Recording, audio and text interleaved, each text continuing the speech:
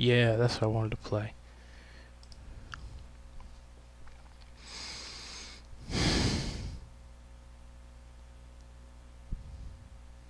What's up, everybody?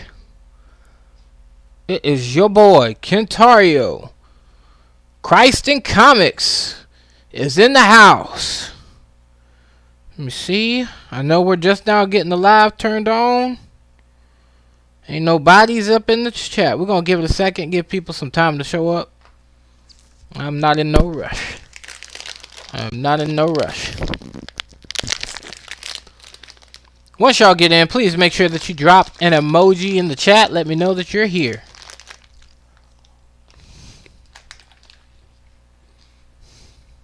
Oh. Hey.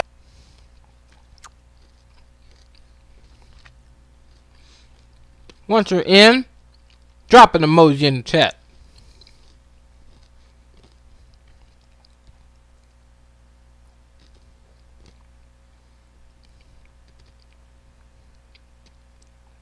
I had to tune into that.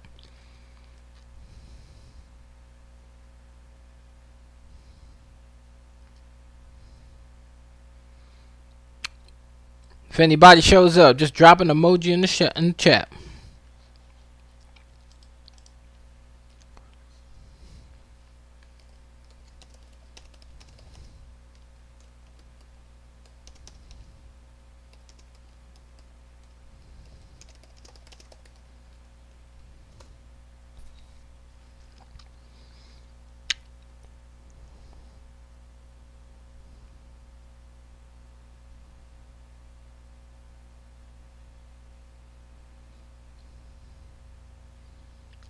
Come on, everybody. Come on. Come on.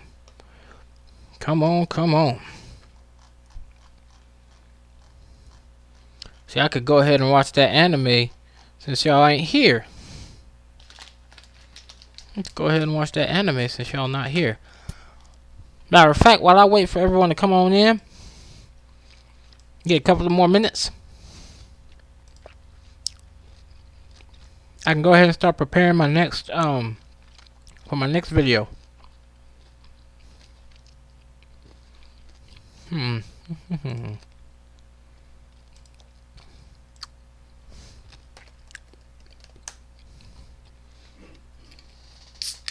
I got a nice little surprise for you guys in the end. By the way, we're drinking up full throttle, baby. Full throttle. It's my favorite energy drink for real.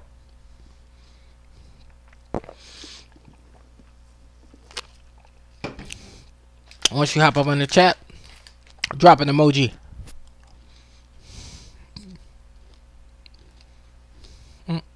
Whoa. Hey.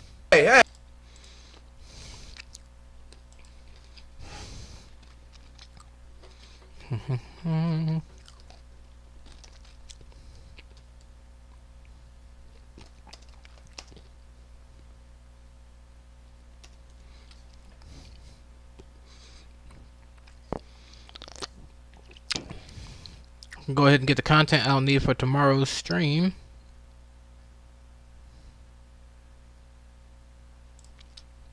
Oh yeah, I think this one would freak somebody out. Matter of fact, let me just go back. Let's see if we got any visitors. Doesn't look like it.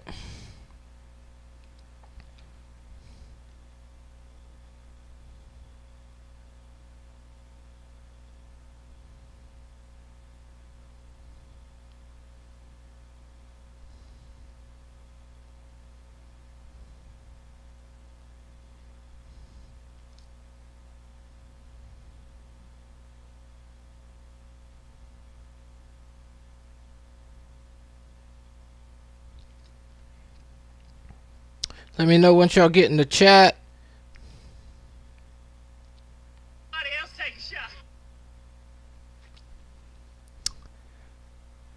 Hey everybody, where you at? We are live. Let's go. Hey everybody, where you at? We are live.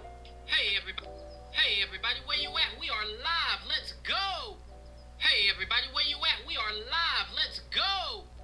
Hey everybody, where you at? We are live. Let's go. Hey everybody, where you at? We are live. Let's go. Hey everybody, where you at? We are live. Let's go. Hey everybody, where you at? We are live. Hey everybody, where you at? Since y'all ain't here yet, we'll make the TikTok.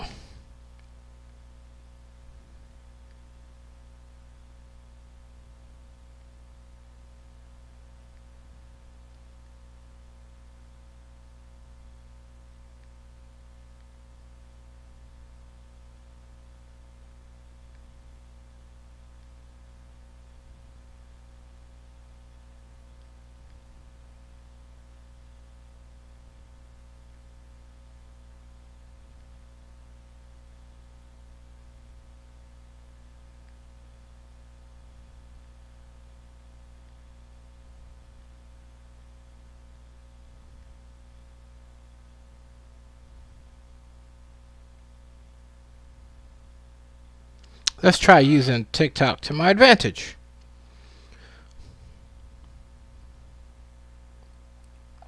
Let's see if anybody shows up.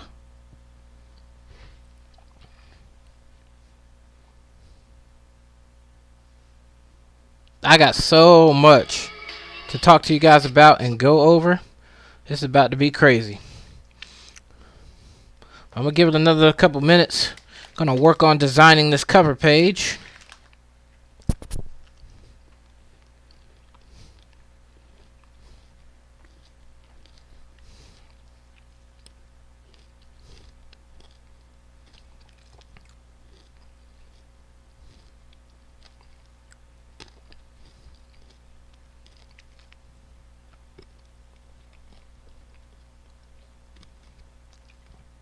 Oh, there it is.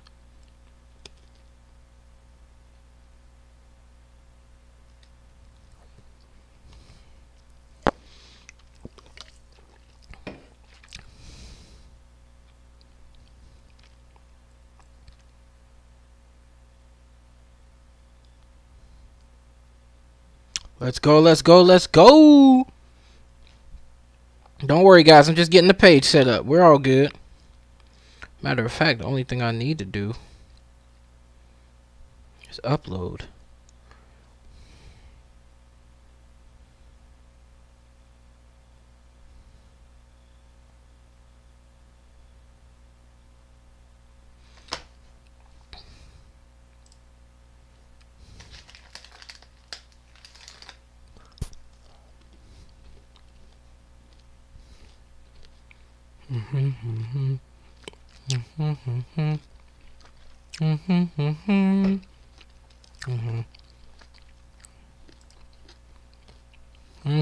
Come on. Perfect. Oh, I could be playing some YouTube in the background, though, real talk.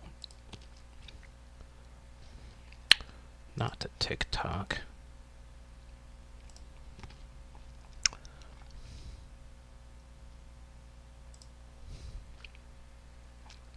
Let's see how loud that is.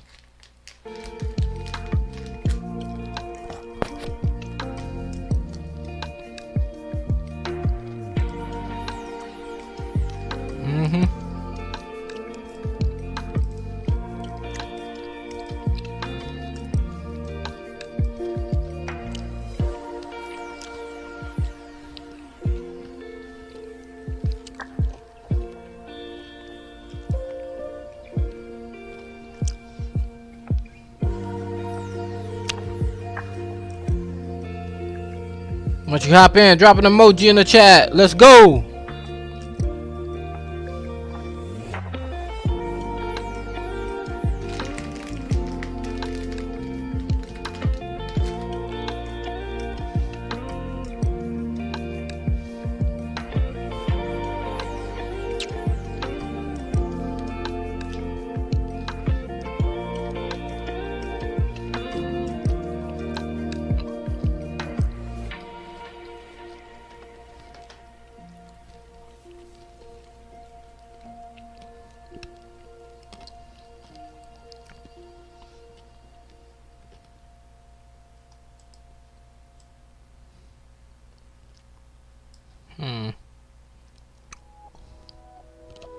I wish I had a better picture of myself. I think that's actually a really good one.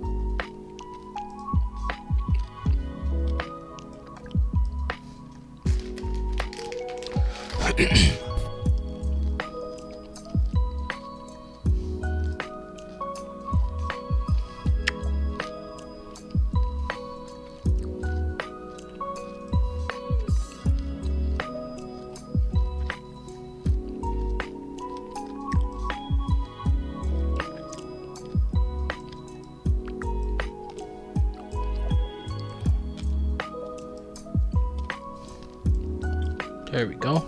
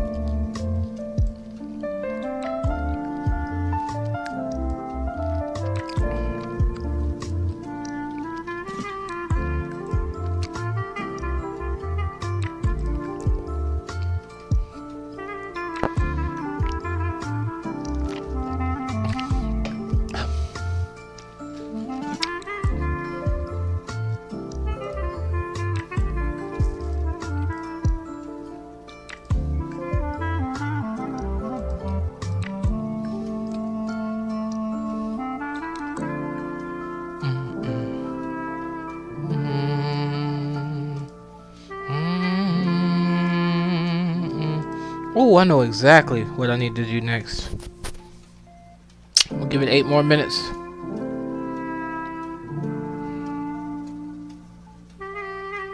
Did I download the newest design for them? I think I did.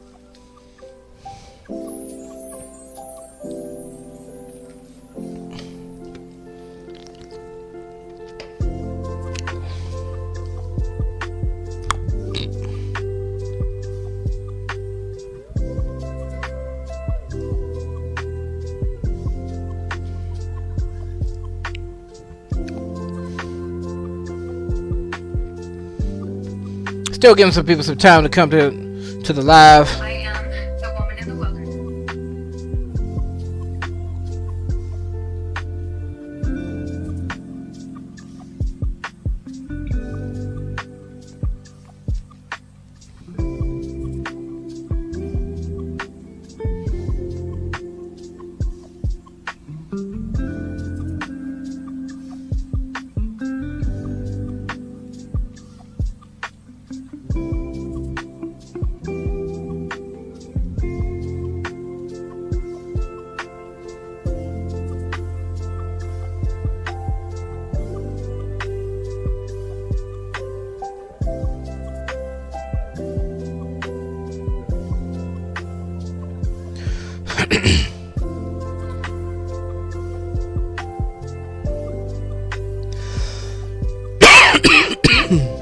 Excuse me.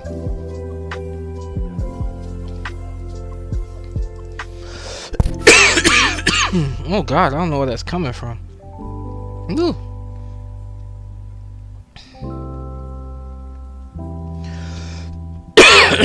Oh my God.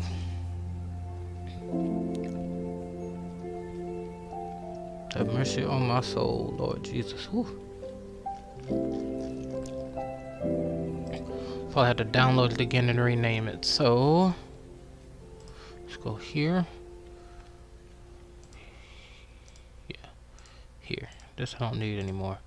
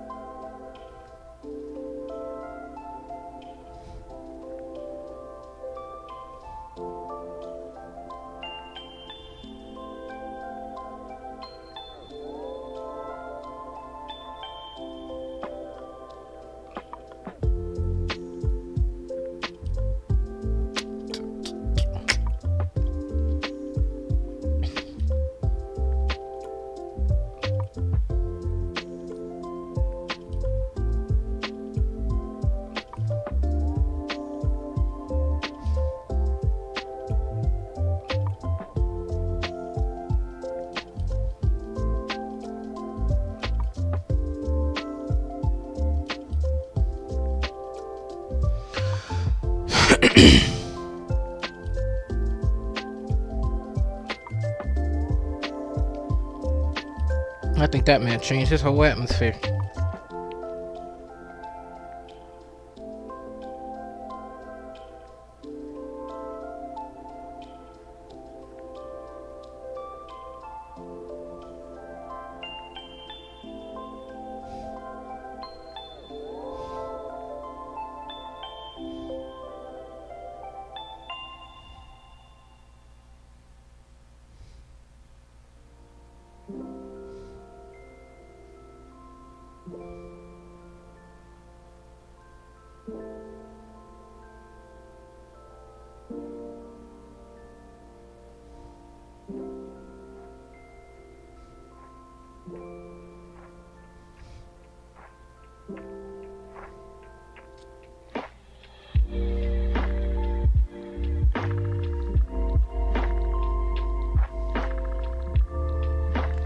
Well, it's going to be okay, because I know that I believe in God anyway. I'm not afraid of what's going to be coming down on me for believing in my faith. I'm trusting God for everything that's going to fall. Everything that's going to fall into place is going to be for all.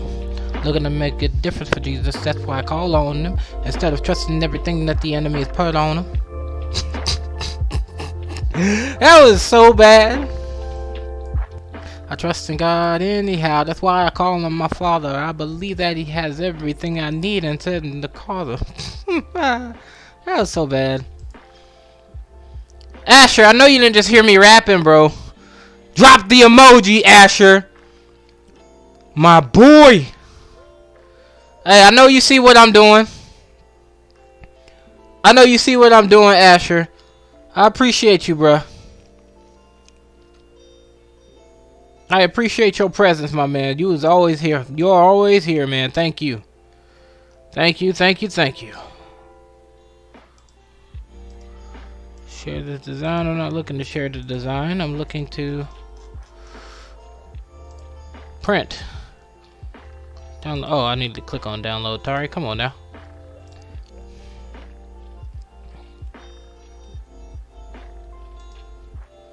And also, will you do a video on My Hero Academia? I will definitely do a video on My Hero Academia. Most likely, there's another piece to my video on Hunter x Hunter I gotta do. So I gotta finish editing that video. Once I finish editing that, I will probably shift to doing My Hero. I've been dying to do it anyway. I've been dying to do a video on My Hero Academia. There's so much biblical undertone on in My Hero. It's crazy. It's crazy. Asher, I appreciate you being here, my dude. I appreciate you being here. And that brings me to this next piece of information. I gotta make sure which account this is under. Okay. I gotta show you something, Asher. I gotta show you something. I gotta show you something. And I think you're gonna like it.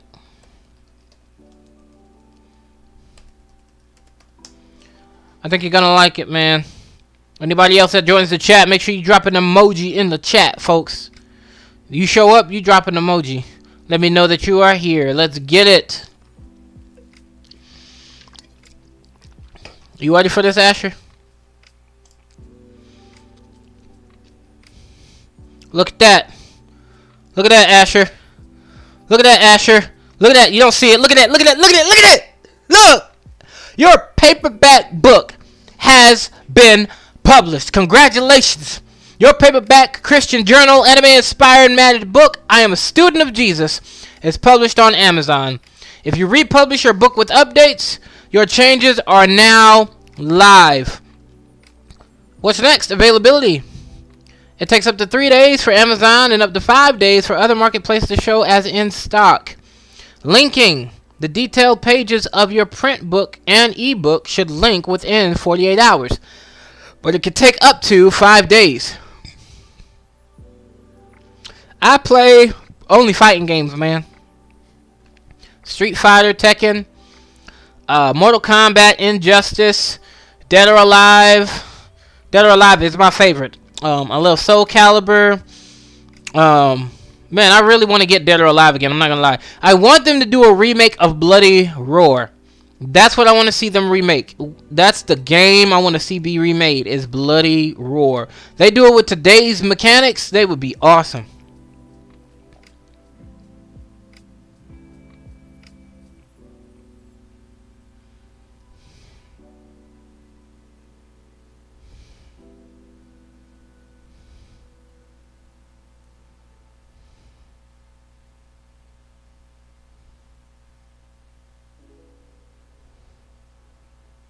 Yeah, man. My book finally gets to be published, though, bro. Like, I am extremely excited. So, I'm coming over here now. I was going to go work on the other one. But I'm so glad you showed up, because now we can do the video that I wanted to do. Which today we will be reacting to Ruslan KD on his Bless God Studios channel. You see, Ruslan KD is a YouTuber, a Christian YouTuber whose content that I stumbled upon, and I have not financially, but my time, as far as my time goes, I have invested a lot of time in watching his content. And he talks about, you know, the mainstream media incidences, life occurrences, and things like that. Talks about other YouTubers who he reacts to and their reaction to other things going on. He goes on several different podcasts. Like he was on The Basement with Tim Ross, who is in fact the person that he's doing that we're going to be watching today. We're also going to be watching Tim Ross. I'll give a breakdown on him as well. But Ruslan KD, he also owns what's known as Bless God Studios. That's where he does a bit more of the interactive podcasting versus the reporting. His regular channel of Ruslan KD is where he does like baseline reporting. And then the Bless God Studios channel is where he does more of the podcasting, interviewing, talking to people, and bringing up certain issues with those people to see what their reactions are and their opinions. And so I'm looking to check this man out. I actually highly recommend him to other Christians as well as someone that they can listen to. He loves to keep his responses nuanced. He is not a set in stone, this is what it is, and it's got to be like this, point blank, period type of person, unless it's the essentials of the Christian faith, believing in who Jesus Christ is 110%, dying the death that we, living the life we couldn't live, dying the death that we couldn't die, resurrecting from the dead so that we could have life eternally with him. It's a part of a quote that he regularly says on almost every one of his videos. And personally, I wish he'd say something different because that's almost sounding robotic, not genuine. But I still love, what it is that he has to say and how he conducts himself in every instance. And he's even willing to challenge, those he falls mostly in line with. He's still willing to challenge them. Right now, if you care about his political perspective, he falls more right-leaning than left-leaning, but he's extremely critical of the right, where the Christian community primarily seems to lean on that side. So that's another reason why I love him so much, is because he's also willing to challenge what it is that he even believes. And he loves to be challenged. He doesn't mind being challenged because it helps him grow. And it really allows for his audience to grow with him. So that's why I love Ruslan KD. Now, to introduce you guys to the other person that we'll be observing, though we won't observe him in the fullest extent, it's just giving us an opportunity to kind of watch him through this. This is Tim Ross. Now, Tim Ross was a pastor, and the thing is, when he was a pastor, he stepped down out of his pastoral position, leading the church as he was, to go into full-time podcasting. And so I think that the Lord has truly used him in this way. Now, the challenging thing about Tim Ross doesn't conduct himself on the podcast, and I'm kind of using the way that he would speak about it, not my own. But the way he conducts himself on podcasts is different than the way that he conducts himself when he's preaching. And he does make it clear that the person you are when you preach is different than the person you are in the streets. It's different than the person you are when you're sitting at home. So in the basement, you're getting more of not the pastor speaking at you. You're getting a person-to-person interaction. So he brings people on to discuss different types of things, to introduce what other people do in their lives, the difference that they make, how their life has changed. Now, granted, not every person that is that he speaks to is saved, or at least he's going that route. However, he doesn't stop sharing the gospel in the middle of that process, but he's again not throwing it at them. The thing with Tim Ross for me is I love the way that he communicates. That's what I like about Tim Ross. The way that he communicates allows me to feel as though I am sitting in his presence, being able to discuss these things with him and hear him. And it makes me feel as though if I did say something, I would be heard. Versus again being preached at. There is a difference between sitting in church and being preached at, and sitting at a table with someone and conversing. There's a whole different atmosphere of communication, and that's what Tim Ross brings to the table. He's not the main focus of today's live, but he is a part of today's live. So I just wanted to bring him up. Again, I recommend that you subscribe to The Basement. I thought I already was, so let's get that subscription going right there. I thought I already was subscribed to them, but I got that fixed. Now let me see what you're saying here, Asher. You're saying all for one is Shigaraki, which one of them are more devil-like.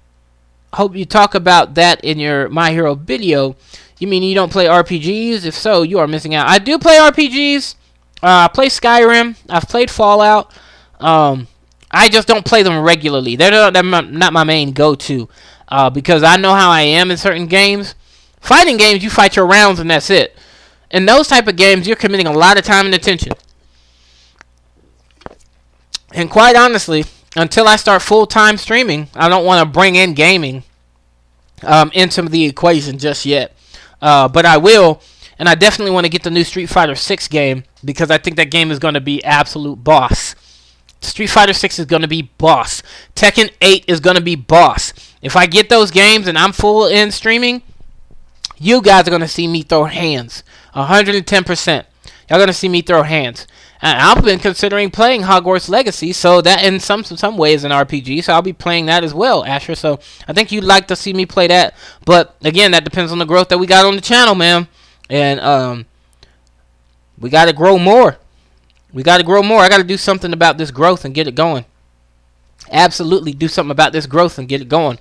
That's for sure. But that's why I go live. That's why I post these videos. I'm about to be posting more videos to the YouTube.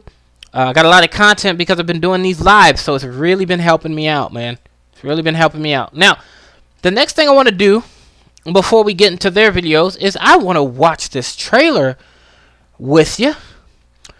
I want to watch this trailer with y'all. And hopefully they'll let me play it. I hope they'll let me play this for y'all.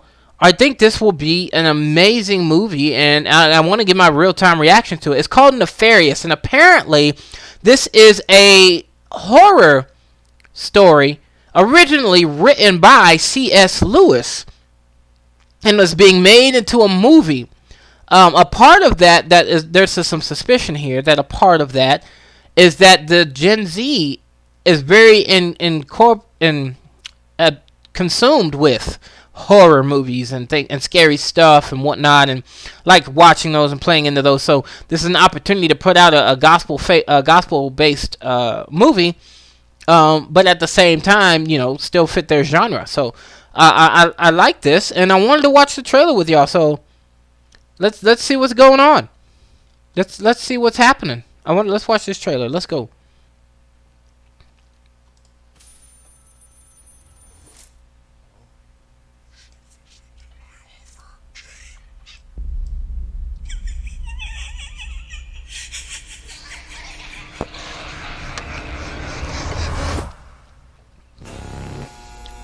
Execution scheduled for 11 p.m. But he's trying to convince us he's gone insane. And therefore incapable of being executed. I need you to prove he's faking it. Edward? Let me ask you some questions. I'm not Edward. I'm a demon. Demons aren't really a thing. What happened to That Edward? freaking door You button. own him. We? He's a master manipulator. Oh, they did Your this so head's good. Twisted around, you think you're the killer, not him. Then give me something to make me believe you. Prove to me you're a demon.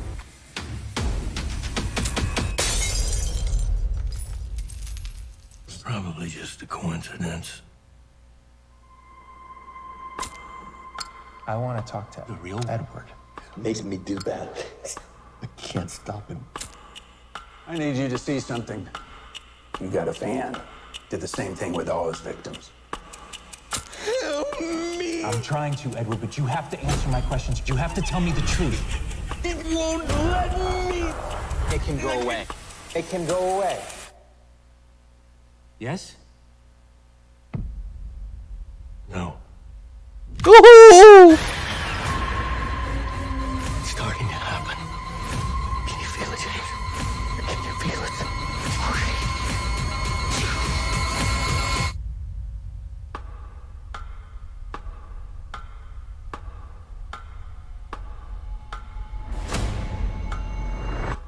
I think it's time we tell you exactly what it is that we'd like you to do. I don't like that person behind him. Ooh! Ooh!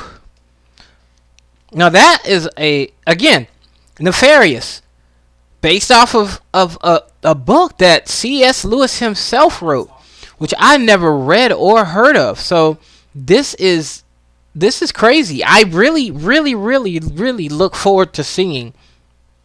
I look forward to seeing this movie. I actually want to see this movie very badly. I want to see Nefarious so badly. I think I'm going to try and see it next week. As a matter of fact, I think I'm going to go see it next week. Oh, man, that's going to be a good movie. That's going to be a good movie. I need to see this movie. This is going to be so good. So here's this brings up something once again.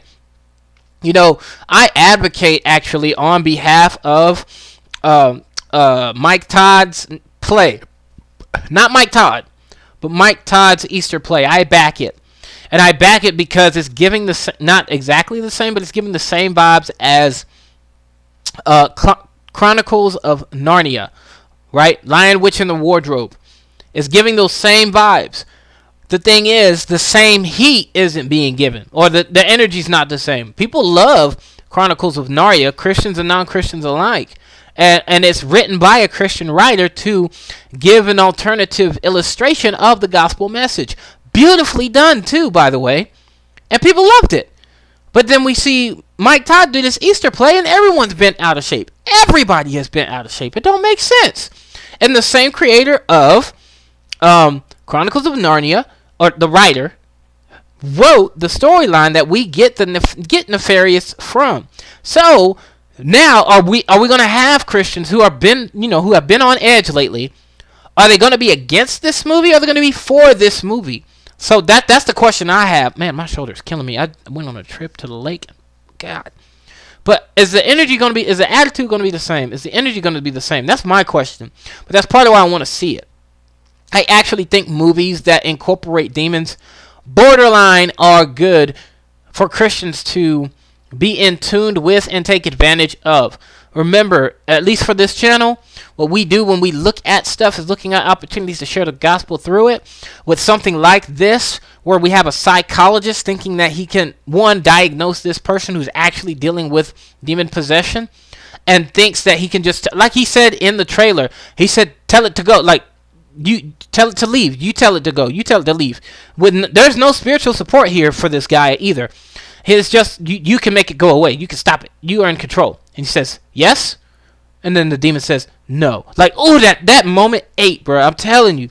That's probably one of the best lines for that trailer. I can't wait to see Nefarious. I can't wait to see Nefarious. That's going to be so freaking good, man. That's going to be so awesome. Now, let's get the party started, guys. We're going to be reacting to Ruslan KD interviewing Tim Ross. Now, I think it'd be fair to start with Tim Ross speaking on his childhood trauma. I think that would be a good place to start. Let's start there. That way we get a feel for Tim Ross in the midst of this conversation. I think that'd be good.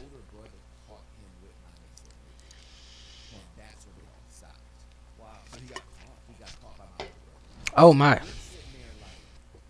Whoa, hey.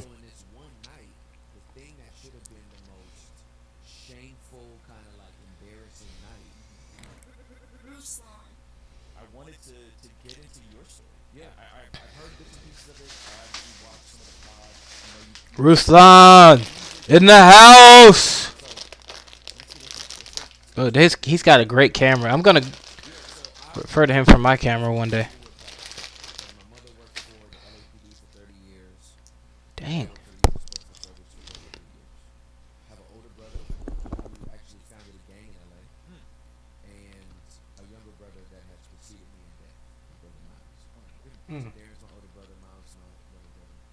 So, you know, we grew up in church. You know, my dad comes from a Church of God in Christ background. Okay. Mom came from a Baptist background, but then got spirit-filled, then like full-on Pentecostal.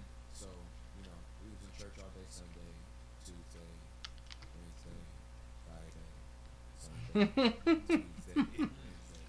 So, Hey, I'm a PK. I know exactly what that's like. I'm a sequential person, so I go in order. Right? So 8 years old, I get actually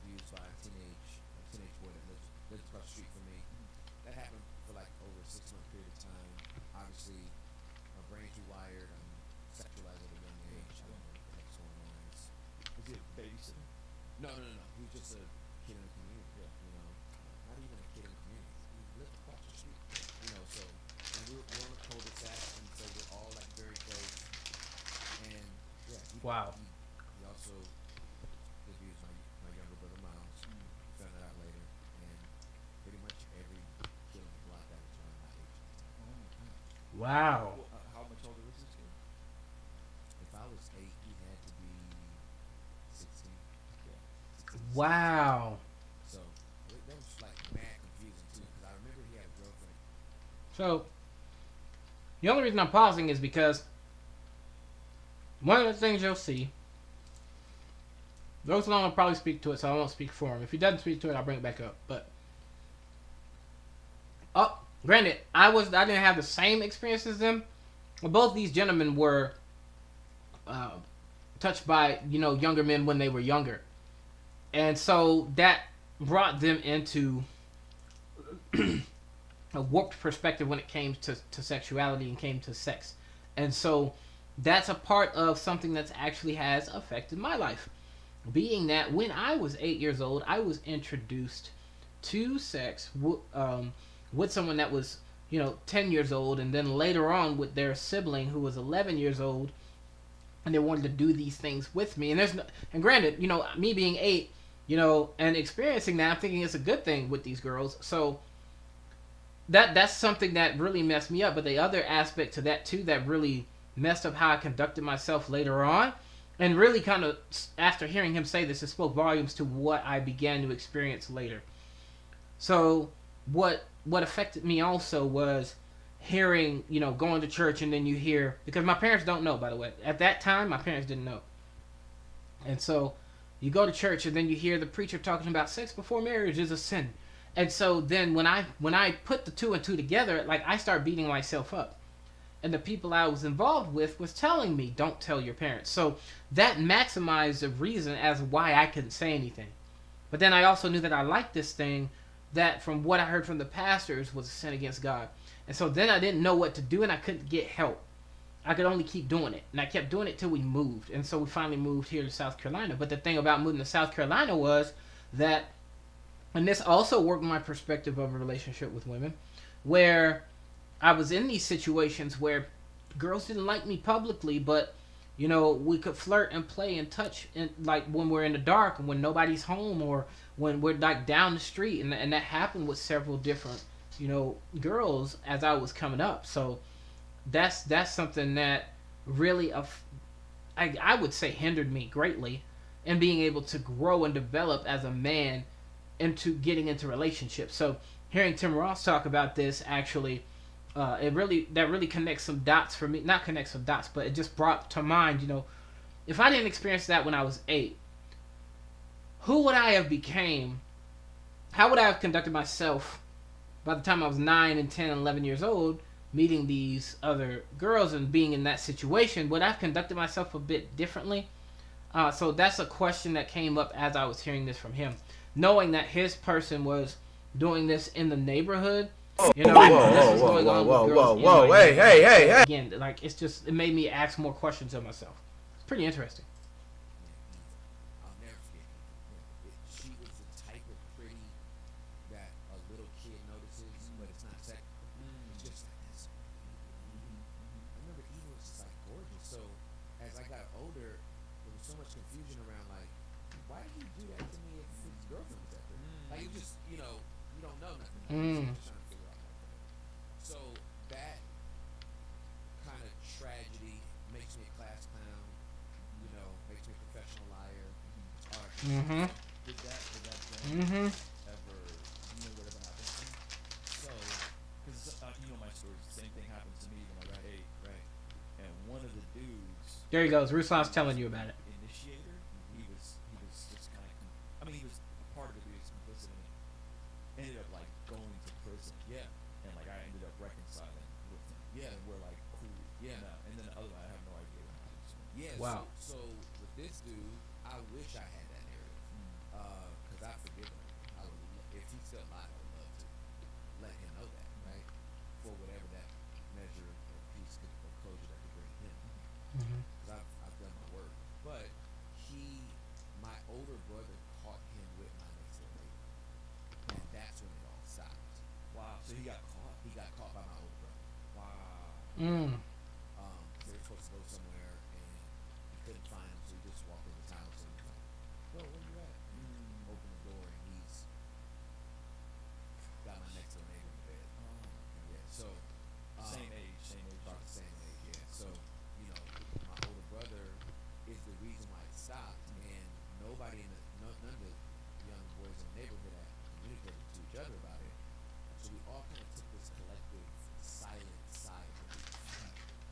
Hmm. So, Right. age 12 getting exposed to pornography, that becomes Of course. choice, never getting drunk in my life. Smoking That's valid. That's valid, Asher. all set. Hmm. And then when I'm 19, actually get caught by my mom looking at on a big screen TV, which was a crazy night. On a big screen. Yeah, I'm talking about the box, big screen, VHS, fam. Whoa. So this ain't like no Yeah. throw your phone down. Yeah, You know what I mean? yeah. Flip the screen You up. caught red-handed. Yep. Greasy handed. You said greasy handed. No. I'm caught No. greasy handed, fam. Oh man. And but I always knew was the symptom intrinsically. Like I knew that wasn't like I gotta stop looking at. This was medication for my trauma. So that night, I know it was the Holy Spirit that gave me the strength to just go in the room and tell my mom like, "Yo, I got abused when I was 8." Right. So my 19-year-old body walks in with my 8-year-old soul and says, this brokenness happened. Yeah. So then that's when my younger brother Miles also revealed, hey, I was abused by the same person. So in one night, both Miles and I bring that into the light.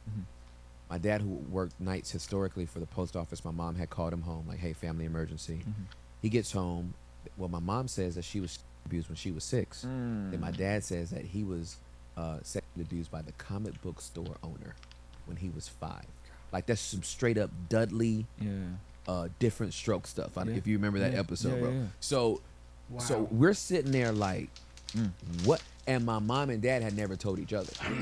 So in this one night, the thing that should have been the most shameful, kind of like embarrassing night wound up being this beautiful night of like healing, and like all the lights came on, and I had been carrying a secret that for 11 years, right? And so it was like a slab of concrete came off my chest, and I remember saying to myself, I'm never gonna have a secret again. And so that became like the earliest seed of like the vulnerability that I carry today, because it was like, yo, I never want to be in that chokehold again. I never want to be in that kind of silence again. You know what I mean? So that was 19. I think I was 19 and a half. And then when I turned 20, on January 14th of 1996, I gave my life to Jesus. Well, let me pause and say that to fill in a little bit, color in those years. I started rapping when I was 9.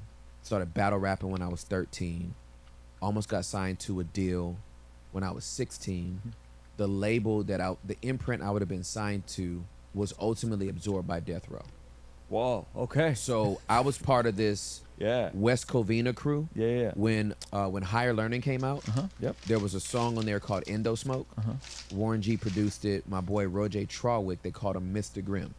He's the one that did Endo Smoke. Okay. Well, that was part of a clique out of West Covina that was like bubbling up. So you had Long Beach, you had obviously Compton, and you had but then like West Covina was kind of like a suburb 20 miles out that was kind of like rising up.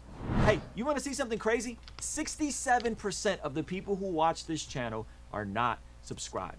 Do me a quick favor, make sure you hit that I need to subscribe check button these stats and for stay mine. up to date on all the videos here on the Blessed God Studios channel. So we almost got signed to this deal, me, my brother, and 2 other people, and we would have wound up on death row. And so God spared my life, literally. I think I could be dead right now if that would have happened, because that was the craziest ride ever. Now, were you a part of any of the Good Life, Project Blowed crowd in that LA scene, the battle rap scene back then in the 90s? No. Pause for a second because I want to acknowledge something. Notice how Tim Ross was pointing out about this opportunity to open the floodgates for his trauma. To be open, not too open because I don't want to blast, but to be open as comfortably as I can live here on social media. I didn't take advantage of that opportunity. I wasn't moved to when I was 8. I wasn't moved to when I was 10 or 9 or 10 or none of that.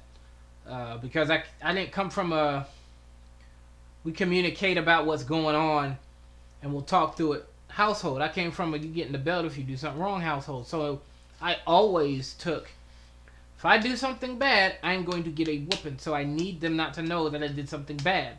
Which, like he was talking about the cycle of lying and being good at it, I kept my secrets. Kept a lot of my secrets. So, you know, that's something that I actually connected with. With Tim Ross, as he's even saying this now, and that's something that weighed on me a lot. And even when I was open with my family, I didn't produce anything from that. It was like, I'm open. This is what happened.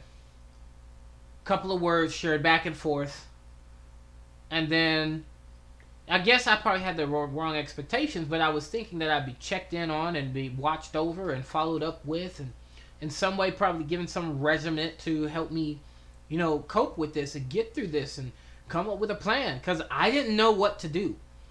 I only knew to do what I was doing. I didn't know what to do to stop doing what I was doing. So I was stuck. And in some ways, I guess you could say I still am. But I was stuck, and it really messed me up. But again, that's why we're watching these two. Whoa, hey. Have given words of wisdom and guidance that has helped me speak to the issues that I have, and I have people that I am able to be open with and actually have the dialogue with, which allows me to think these things through. And so because of them too, they've really helped me, you know, dissect my issues. Again, even as we're looking at this, I'm dissecting more of my issues. So truly blessed by these two guys, man. Let's keep it going. Oh, okay. No, ours was all in the Inland Empire. Got it. Okay. So you go from Inglewood and then you move over to the Inland Empire? No. We move over to West Covina. West Covina. Okay. Yeah. Sorry, So actually, the city we lived in was actually Valinda, but you cross the street, you're in West Covina. So everybody knew West Covina, Covina. Yep. And then all of this, we did some stuff in LA, but everything we did was usually in the Inland Empire. Got it. Pomona, Riverside, that area. So I give my life to Jesus January 14th of 1996. I preached my first sermon 5 weeks later, February 25th of 1996.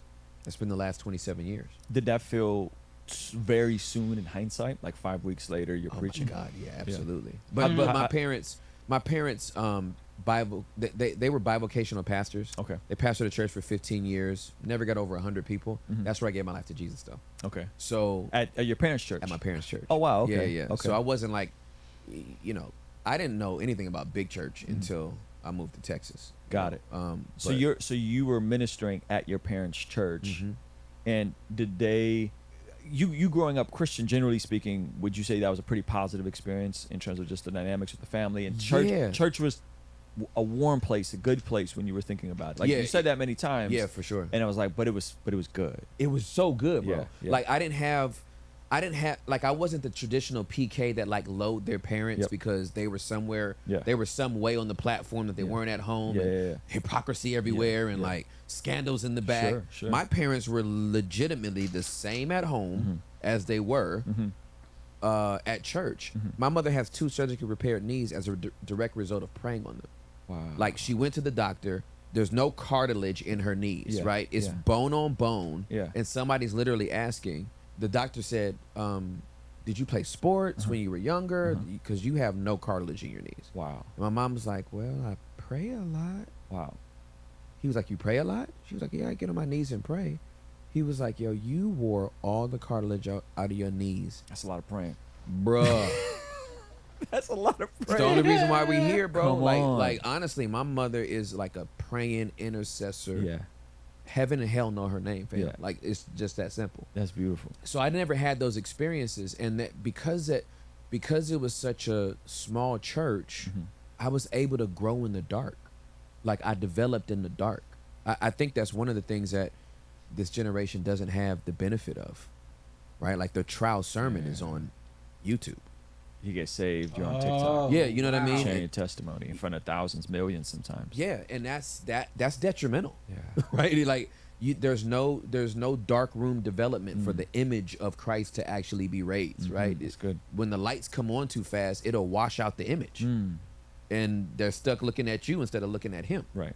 So it's like you know, I value the fact that there's no video footage of my first sermon, like, because That's the first real. sermon I ever preached. That's so real, man. Like I think when he 90% of the like what he just said.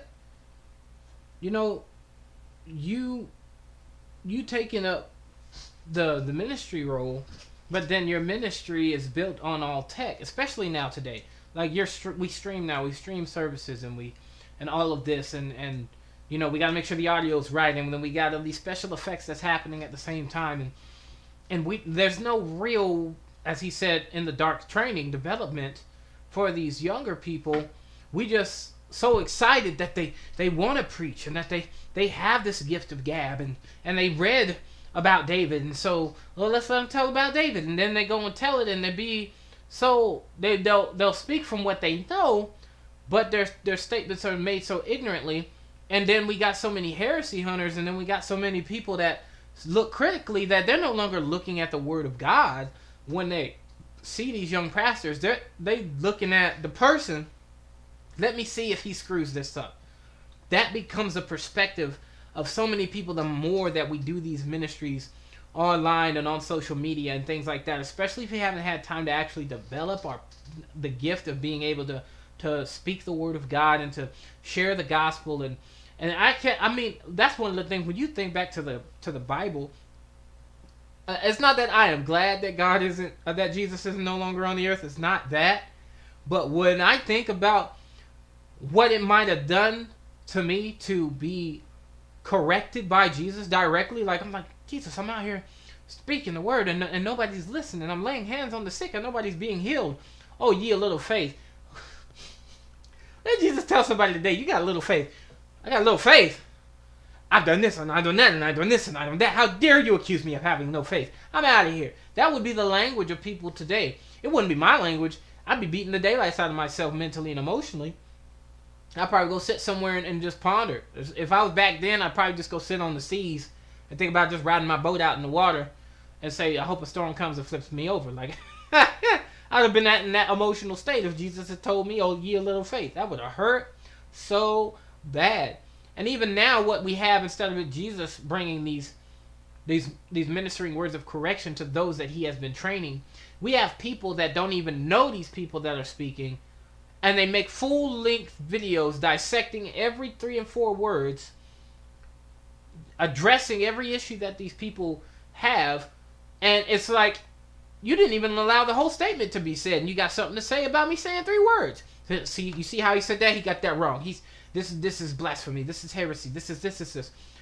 Let the people finish their thought first, and then make it plain. And that way you can make it clear, because you're otherwise taking them out of context, assuming that they're taking scripture out of context. So that's the issue. That's an issue today. So he's speaking facts right now. Whoa. Hey. My eyes were closed and I was crying. I was deathly afraid to make eye contact or anything like that. But they let me preach every month. And is you're preaching to the youth? You're preaching to the young adults? I'm preaching to the whole church. Sunday morning? Yeah, Sunday morning. Okay. Yeah. Okay. Like, they threw me in the deep end of the pool. Wow. And was like... You think it was because it was family church, or you think it was because they saw something in you and they knew that you had enough of the word in you growing up Christian? So here's what happened, right? So I give my life to Jesus January 14th of 96. Yeah. Which means on Monday, the 15th, I need to read my Bible. It was like this logical thing, like, I'm a Christian now. I think I need to read my Bible.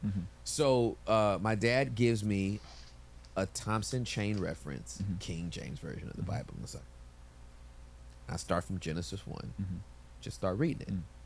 Now, I have a very vivid imagination. Everything people say, I see. Everything I read, I'm actually looking at it, right? So reading the Bible, bro, I get through like the first 10 chapters. There's something with 10. I can do 10 chapters like eating a peanut butter and jelly sandwich. Like 10 chapters for me ain't nothing. Yeah. Pick any book. I ain't just talking about Psalms. You know what I mean? Yeah. Like, pick any book. I can breeze through 10 chapters, just like taking a walk through the park. Yep. Because I'm watching a movie, right? Yep. So I get through so I'm reading through the first 10 chapters, and around chapter 8 is, the flood has already happened, and the waters are starting to recede, and he lets out, Noah lets out the raven, Raven doesn't come back. And That was then a he lets dove. out the dove, right? The dove keeps coming back until Oh yeah, he did send out more. there's some land, right? And get some vegetation, a little olive branch comes back. Oh, okay. We're getting close. And bro, I feel like I'm watching it, right? So I go to my mom and I'm like, Mommy, I was like, I think I know why the raven didn't come back when Noah let it out. And she's like, what? I was like, I think I know why the raven didn't come back when Noah let it out. She was like, why? I said, well, the raven is a carnivorous bird, right? So there had to be bloated bodies of animals and people everywhere. So he's having a buffet. Right? Like, the heck with this arc, fam. I'm chunking deuces. Like, I'm good. I'm having the time of my life, right? Yeah. And I'm like watching this scene. I'm like, he's okay. They're water. The bodies are starting to wash up, and it's just perching on, and it's just pecking at the flesh. And I'm like, oh snap! I see why you didn't come back. You didn't need to. Yeah. You already eaten. But this dove keeps coming back because it doesn't feed on dead things. So I was like, yo, I think the raven represents our carnal nature. Because we feed off dead things. I think our sinful nature feeds off dead stuff. But the Holy, I said, I think the dove's the Holy Spirit. Like, I don't know, right? I think the dove represents the Holy Spirit, and like that only feeds off life. And so, and my mom goes, "You're preaching, the last Sunday in February," and I'm like, "Why? Like, ain't nobody want?" I was like, "I'm not a preacher," and she was like, "Baby, you can say this or something else the Lord shows you, but you're preaching." The last Sunday in February. And I was like, I mean, okay, but I'm not. Were you nervous? Dude, 90% of that message was done with my eyes closed. I was deathly afraid. And then, but they put me up every month. So that was 11 months. And then in December, I'll never forget, at the end of December, they said, you've been faithful to this house. We believe that God's put a call on you. If somebody calls you to preach at their church, you should take the engagement. And my response was, who's ever gonna call me to preach at their church? Dude, I saw nothing. Like I saw none of that coming. All right, hey guys, we're gonna go over to our Patreon exclusive segment. I'm gonna ask Tim about what he thinks about deconstruction, what he thinks about some of the Transformers ideology that's prevalent in society. Ooh, I caught the code. We'll see you. Now, for me, I want to watch another one, but I want to watch one more. But for me, what happened to me actually was, I had been reading the Bible, kind of, but I was reading mainly the New Testament, or I would hop and skip through Psalms. I never read the beginning to the end. Again, even now, I'm in the book. I just finished the book of Job. I'm in Psalms now, reading from beginning to end. And so, my parents constantly taught. My parents trusted my reading. By the time we were in our own building, it was called Shepherd's Heart Christian Church at the time, and so I'm gonna have to stop drinking these drinks because I don't like burping on my lives. I don't like doing that. It's so rude. I have to stop drinking those. And so we were doing a Bible study, and in this Bible study, my dad announces to everybody, look, I'm not teaching tonight, you guys are. And I'm 10 years old, and I'm like, what? Oh my goodness. And so it was just out of nowhere, y'all are teaching tonight. You're going to give it like a 5 to 10 minute lesson. And so he said I was first. And so he called me in the office and wanted me to speak. And I was panicking, man. I was just like, I don't know what I'm talking about. I've been reading in the book of Mark for the past several months now. I've been reading Mark chapter 21 over and over and over and over again. Never got past it. I don't know why I never got past Mark 21 at 10 years old. I just never did. I was at loss. I couldn't see. You hear how he's saying he could see things. I'm gonna speak to that here in a second. But he was talking about how he could see things. I'm sitting here I don't know. I'm just stuck in Mark 21. And so then, he's like, dude, just speak what you see. Just speak what you were reading right here. Just speak that. Just speak this. And so I go up there and I did it. I just spoke about Mark 21. And, from that moment on, I began to speak. I began to preach. I began to teach Bible studies after that. And that's what got me into the practice. It doesn't mean that I was skilled at it, but I got into the practice.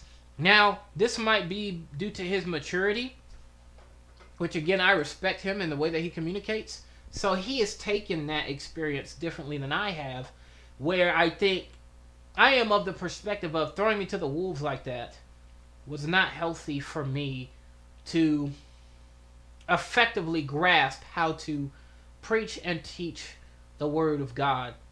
Not that way. If he wanted to bring a 10-year-old forward to do that, then I think he should have taught more directly with me. Son, I want you to get prepared to be able to do Bible studies and actually spend time in the Bible with me, reading with me and telling me what these things are. It's really like that was just the preaching. That was just the Bible studies. That was just the, enforcing, the standard of a Christian household when we were home. And then giving me like these Christian comic books and things like that. That's what that relationship was. It wasn't that I was giving this one-on-one quality time to be able to like, hey, what's this scripture mean? Hey, what's that mean? This. Hey, and get these breakdowns. I wasn't getting that all the time. There were moments. Don't get me wrong. There were moments, but I wasn't getting that all the time. And so I don't value the way that I do value it. I was glad I was put in those situations because I wouldn't be able to speak and teach the way that I do today. At the same time, I can see the negative aspect to it. That's my thing. At least for me now, if I were to have a son and a daughter, the time I would spend with them breaking down scripture would be so deep and intense. And I say that because I know that one of the things that has negatively affected this generation is that no one is willing to talk about the hard things in scripture. They simply combat hard things from scripture and say, well, Jesus loves you, that's all you need to care about. No, we as believers need to be able to speak about the hard things as well as the nice things. And I would have loved to have that intimate type of conversation. Like, last thing, and we'll go to this next video, but Samson, for example. I was given the Samson and Delilah rundown. Finally, she got him tricked. And I felt bad for Samson. I felt real bad because I was already being, like, wanting love and being married. So, hearing how Samson got tricked by the woman he loved, I was just like, oh, I know that must suck. I would hate to get tricked by the woman I love. That's horrible.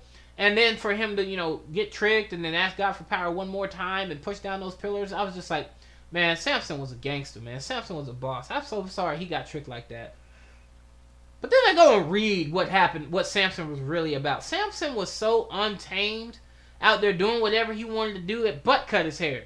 And I was so disappointed. I was so disappointed and ashamed. I'm like, Samson got tricked twice. Samson got tricked twice. And all my life I was given this imagery of Samson being this cool dude. And so I talked to my mom about it. I'm like, Mom, I didn't know Samson was this bad. And she's like, well, yeah, at least he demonstrated faith in the end. And I'm like, what? No, we need to talk about these issues. This was a problem.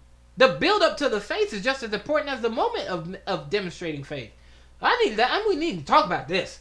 So that really threw me off, man. That's so again, we need to be able to go to the depths of scripture together versus read this nice moment, read these special moments. Talk about the same stuff we teach the babies. Like, go to the depths. Give the kids these kid stories, but eventually you got to tell them Santa Claus isn't real. Give these children David and Goliath, but then eventually you got to tell him about Bathsheba. You know what I'm saying? Eventually you got to tell him about what's some other examples? Because man, David's been through some things too. Like, you got to go through the details of what he did to Bathsheba's husband Uriah. Like, I didn't even know Uriah was given an opportunity to go home and be with his wife, have some meat and drink, and have a good time. And he said, no, sir, my fellow brethren are still out there fighting in the war. What do I look like going out to go bed my wife while my other brothers are fighting? I'm going to stand here guard for the king's house.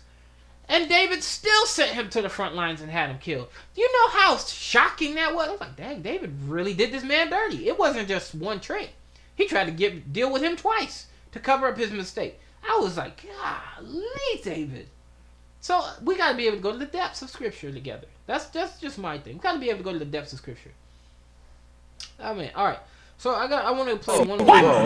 Whoa, hey. I'm gonna watch this one as well as Tim Ross and Ruslan react to Just Pearly Things.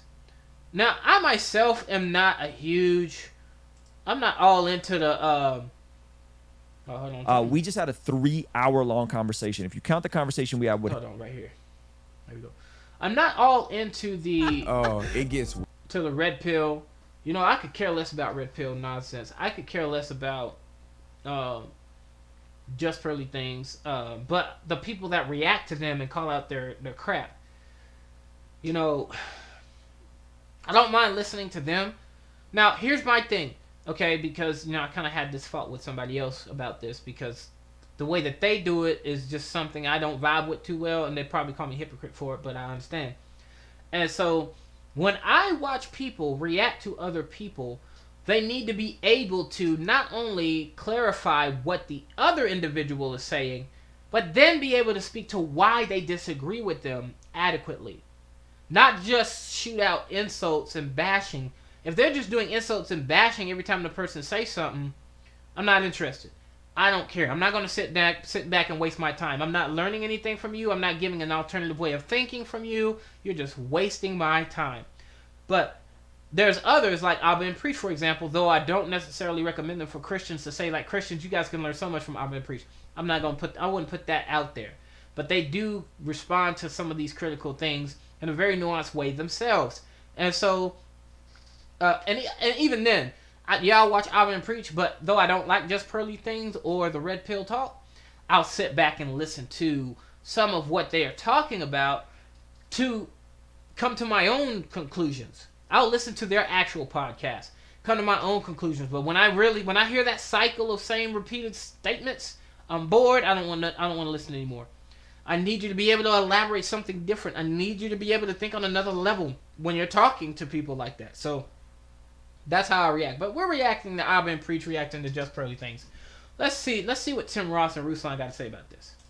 worse. It fam. gets worse. The more this goes on, the more it's painful. The little sweet girl, Pearly Things, is relating relational aspects to her siblings and roommates. Yep. I think the only thing that I think is I've dangerous, and the only thing where I think why is this so pervasive? So why is this red pill? Because they're right that the radical fourth wave feminism has lied to women and told them they can have everything. Bruh. Ruslan. We just had a 3-hour-long conversation. If you count the conversation we had with Hector, that's 4 hours of incredible conversations we've been having. Here's the deal. We've covered everything. We've talked about the Transformers community. We've talked about Carl Lentz. We've literally talked about everything under the sun, and it's all on Patreon. Any questions about transformation? Any questions about ransom? Any questions about Carl Lentz? Any questions about Transformers, LGTB community? Any of that? Ma, just say we've talked about that. The conversation's on a Patreon. Direct them to go see it on there. Just Pearly Things, Abba and Preach, back and forth with Tim Ross and my guy Hector. We're going to be talking about it right here. So this is Pearly Things. Okay. She is a red pill creator. Okay. And she is has a huge podcast where people get together and they talk about interpersonal dynamics, relationship. The accusation towards her is that she is just catering to a market, and she doesn't really believe all the things that she claims to believe. Today, I am going to be reacting to Abba and Preach's hit piece on me. When you have a house, there's a lot of chores. There's a lot of shit to do around the house. A lot. And she works all day bringing that paper, that stack. And then she goes home and she still got to do some work. It's gonna take a toll. And she doesn't feel like it's separated at work like that. She doesn't feel like the work is equally separated at home. It's gonna be a burden. It's definitely gonna be a burden. And see, like, this is the thing. A lot of these reaction channels will try to nitpick, and they'll be like, well, if she's working, the chores are gonna be hard. Guys, marriage is supposed to be hard. And I've told this story like many times on my channel, so I'm just gonna tell it again.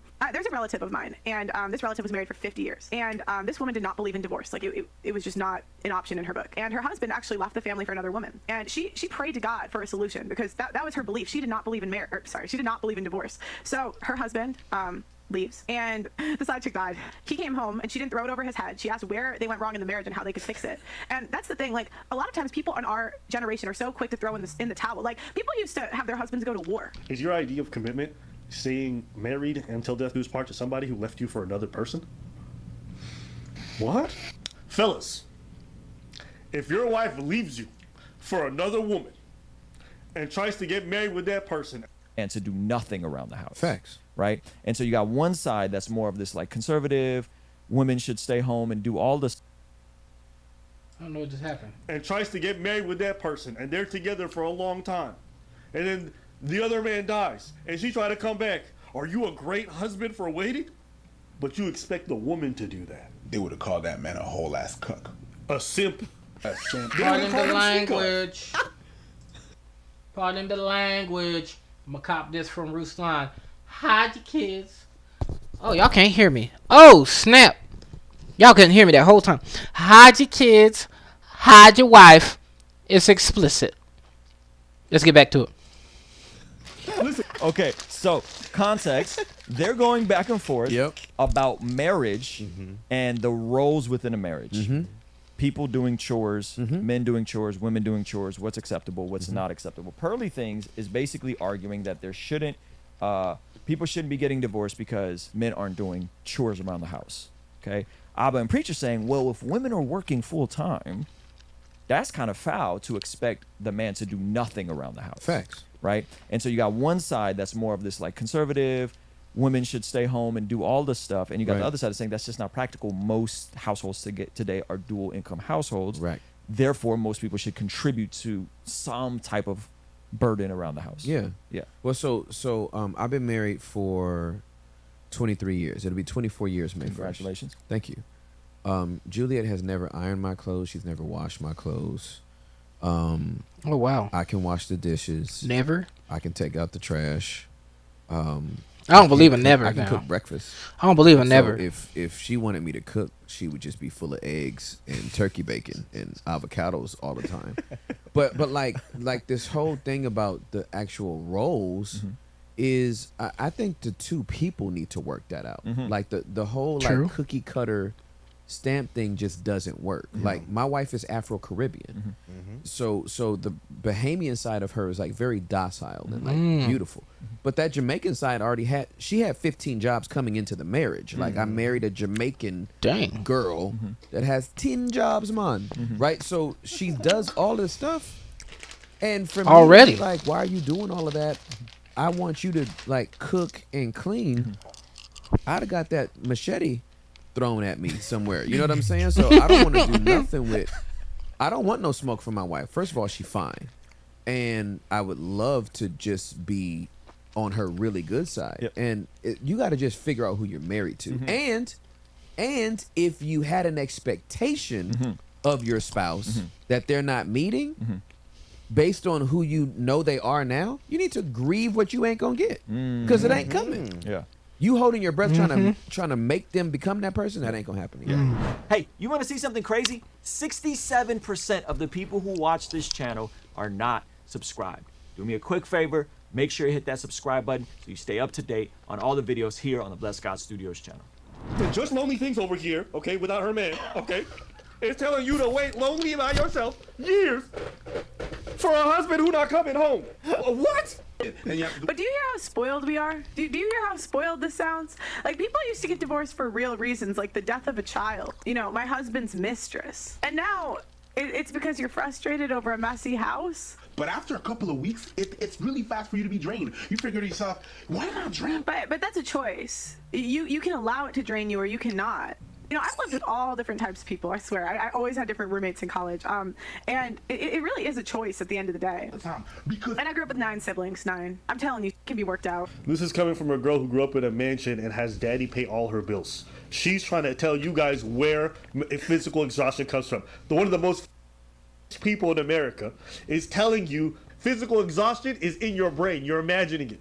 Again, I'm not really attacking like what he's saying. It's more of the mindset behind it. The relationship is. I mean, and for a guy that's big on stats, okay, this is the stat man. Because again, number 2, right? So I feel like most opinions will come from lived real world experience. Second thing is studies. When you're not sure, you look at studies. I'm going to read this. This is from CBS News, all right? Does the sight of men doing traditional female chores turn women off? A new study suggests that the more time men spend on household tasks, the less sex they have. That's cap. I can tell you right now, that's cap. One of the biggest turn-ons for Juliet is when I initiate cleaning and get stuff done. That way she doesn't, it takes away bandwidth out of her mind of like, I'm gonna have to get to this after I'm done with all this other stuff, right? For the average woman is not like in the top 5, right? For the average man is number 1, right? Forget the top 5. It's 1, right? And so high up there. Yes, high up there. So if it, let's just say it might be floating for a woman who's, you know, maybe she has some young kids. Maybe she does have to work too. Oh my goodness, which is a whole nother thing. It might be 14. Well, the way that you help move that up the chart is to start removing some of the tasks that in her mind she thinks I'm gonna have to do this after the other things, because you don't want her to think is also a chore that has to be checked off the list as well. That's good. So you want to remove as many obstacles as possible so that when the engagement, the potential engagement happens, it's mutually enjoyable for both parties. Because duty sucks. That's a fact. Yeah, that's a fact. I think they're gonna play a Duty clip with sucks. some stats to debunk her stats. Got you. And then I'll save my kind of thoughts on this. Yeah, for sure. Well said. And again, Hide your kids. Hide your wife. There it is. You've been warned. Explicit. You have been warned. You have been warned. Our findings suggest the importance of socialized gender roles for frequencies in marriage. Lead author Sarbino Corich, junior researcher at the Center for Advanced Studies at the Juan March Institute in Madrid, said in a press release, couples in which men participate in more household work typically done by women report having less frequently. Similarly, couples in which men participate more in traditionally masculine tasks, such as yard work, paying bills, and auto maintenance, report higher frequency. This study was published in the February edition of the American Sociological Review. Surveyed 4,500 married couples from 1992 to 1994. Now notice the dates. 1992 to 94 was a completely different time. world. Different world. That's an old stat. That's an old stat. Now listen to the stat they quote. The average age for the men was 46 and the women 44. Now, the study backs me up. I'm just, Men can improve their... And by the way, this is commonly like a tactic used by this red pill community. And by red pill, they just mean they're aware to the truth. Yeah. Is they'll quote studies and statistics without always trying to find counter studies, as we're about to see for Sex are doing more household chores. Study. Yes, couples who share chores have more... Here we go. A study published in the Journal of Marriage and Family in August has found that among couples who share their chores more evenly, there is more gratification. In fact, they say researchers, the only couples reporting having more than their forebears did are those who are both getting busy with the household duties. Why do chores change anything? Here we go. The evidence shows that men do a greater share of household chores, share of household work. Women's perception of the relationship, fairness, and satisfaction are greater. Listen, anybody who's which is what you just said. Yes, sir. That's exactly what you just Absolutely. said. Dated women, and this is why I say she's a child who has no real life experience. Anybody who's been in a relationship knows, bro, when you do something for your girl, the girl wants to f you way more. Simple. You go pick her up from a spot, you bring her food when she least expects it, you clean her. This part is a bit explicit. She wants to f even more. There's no lies that's been told. Question for Tim. Yes, sir. So in all of this, is the root problem not having the humility to give service? Absolutely correct. That seems to be the root problem of this whole combo, right? Yeah. Well. First of all, the little sweet girl, Pearly things, is relating relational aspects to her siblings and roommates. Yep. This would be the equivalent of me never pastoring a church, trying to tell a lead pastor how to do his job. That's a fact. Should be like me trying to give you advice on raising teenagers. Exactly, right? While you Real. got an 8-year-old and a 2-year-old, right? Yeah. So I don't like her premise. You can she's obviously got a reaction from these two dudes, but little mama don't have no experience. So the tough part is that there's 3 degrees of knowledge, right? Explicit knowledge, which is informational. So I may be able to give you informational things that I read in an article about raising teenage boys. Yeah, for sure. Right? Then there's, so that's explicit knowledge, which is more information. There's implicit knowledge, which is I've lived it, done it. And then there's tacit knowledge. Tacit knowledge is that 3rd level of knowledge where what's understood doesn't need to be explained. Correct. There's a formula and a system and a vibe you and your wife probably have that doesn't always need to be sat down and explained, and this right. And so I think that's the part she's missing, is she's speaking about a lot of abstract ideas without the implicit or tacit knowledge of what it means to be married, have kids, raise a family, be in a relationship, live with someone. For sure. And that tension there. Absolutely correct. You know what I mean? So yeah, that's good. Let me play some more of this. And this is the problem with a lot of these reaction and like commentary channels is, you know, they look at it with a me perspective instead of the family first. I'm coming back home and I still gotta work. Yeah, it's gonna be it's definitely gonna be a problem, and I'm gonna be like, you know what? I'm gonna get me someone that's actually a partner. Like a lot of times women will keep score, but we don't talk about what the men do. It's always about all we do for them, but a lot of times women don't even realize how much men do for us. And I'll give you guys an example, okay? When I was younger, my dad, he worked a lot. And it was actually really hard for me when I was younger because he would go to India for like weeks at a time. I remember there was a time in like my childhood where I questioned, like, you know, if my dad loved me. And I was like, but mom, he's gone or whatever. And she's like, you just got out of volleyball. What did he do? He pulled the car up for you. Oh, he just took your bags to the car. He pays for this. He pays for that. Like, and she just, oh my gosh, she humbled me so hard. I think this is common with women. Tim is struggling right now. Oh, he's struggling, man. Instead of looking at what they do for us. But again, this goes back into the problem with the culture is it's me before the family. And see, this is the thing. Like, they go into personal attacks. So now they're trying to insinuate I've never lived with the guy. They're trying to insinuate I've never had roommates, which it's actually funny because I grew up with 9 siblings. Like, 9. Who's lived with more personalities than me? My mama, because she was one of 14. Like, okay, so here's my thing. All right, so, you know, we talked in another pod that I gave my life to Jesus when I was 20, right? I preached my first sermon 5 weeks later. And I preached every month that year. So, like, after, like, the 4th month, remember, this is a small church under 100 people. Yeah. And the way we just watched I hadn't that. been through nothing yet. Point blank, period. And I preached Job. Yeah. All Ooh. right, so let me Well, tell you I empathize with this girl. Yeah. She needs to He said, stop. I ain't But been- I empathize with her because I empathize with this girl, but she needs to sermon on stop. Job on adversity and test, and it's a small church, less than 100 people. I think I called out no less than 7 people in the church's testimonies that I knew.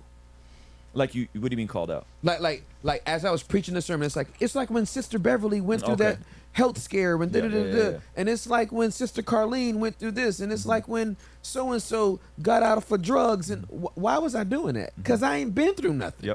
I hadn't been through I had no experience. I had no business preaching Job, fam. I should have been in like the Beatitudes or something, right? Yeah, it's good. And so this is what this girl sounds like to me. She sounds like I did when I was 20, and she has to be in her 20s. Yeah, she's 20. She's 26. Okay, she's 26 years old. 27. So the girl ain't been through nothing, and she sounds like I did at 20. Yeah, it's good. That's It's good. sad. I think I'm gonna say what I think till we get a little further into the close. We say roommate. She said sibling. We say roommate. I live with people. We talk about roommates and we talk about relationships. And your rebuttal is your sisters and brothers. And you imagine that's the same thing as living with somebody. That killed me. I'm not gonna lie. Yo, Pearl is. You know what I'd like to see? I'd love to see Auburn preach either talk to Ruslan or talk to Tim Ross. no. That's what I want to see. Is it good to get divorced over chores? Is that good for a society? Is that a good message?